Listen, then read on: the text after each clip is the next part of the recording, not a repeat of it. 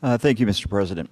Well, I agree with the analysis that Senator Quirmbach has made regarding the problem with the bill, and I appreciate that he's the one who brought this to our attention.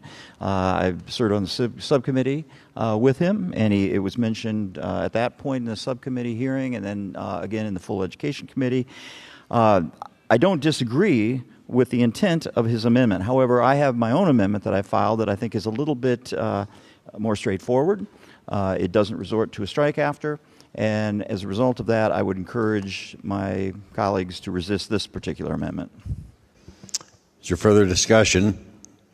See no further discussion. The chair recognizes Senator from Story, Senator Quirmbach, for final remarks on Amendment S 3092 to Senate File 515.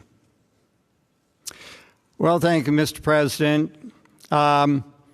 Yes, I did identify this situation. Yes, I did bring it to the attention of the subcommittee and the full committee. When we came in on Monday morning, the bill was up for discussion, but no amendment had been filed to address this situation. So I did file an amendment. That amendment is being resisted not because it doesn't address the problem, but because it is being offered again by a Democrat. I have offered to Senator Taylor to co-sponsor the amendment, to file another amendment that would co-sponsor between the two of us. What a breath of fresh air it would be to have a show of bipartisanship.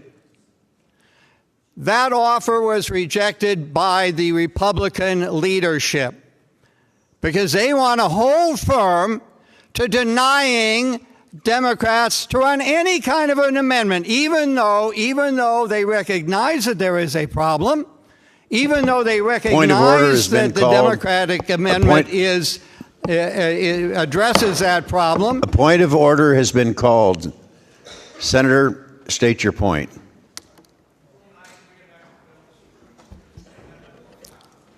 I'm happy to hear his point from here. The senator from Story is questioning the motives. Also, he's not even talking about the amendment anymore. Could he come back to the amendment? Just encourage you, senators, to come back and talk about the amendment itself. Well, I am talking about the amendment. I'm talking about the basis for resisting the amendment. You know, that's questioning motives, sir. No, sir. I'm telling you the facts of the development of the discussion relative to this amendment. I am reporting to you facts, not opinions. Carry on and confine your remarks to the appropriate content, please. Well, Senator Bisignano made it very clear earlier today that what we're seeing in the resistance to this amendment is consistent with Republican excessive partisanship. It hasn't always been this way. There is recent history, relatively recent history, of more bipartisan approach to solving problems, and including problems in the education area. Now, I know that when one party has the majority, the minority party's amendments aren't going to be. Senator Quirmbach, I asked you to confine your remarks to the content of the amendment, please, and you're straying from that clearly. Yeah. What we're seeing here is not only the Republicans don't want to consider Democratic amendments, but they don't want to be called out in public for their partisanship. I withdraw the amendment.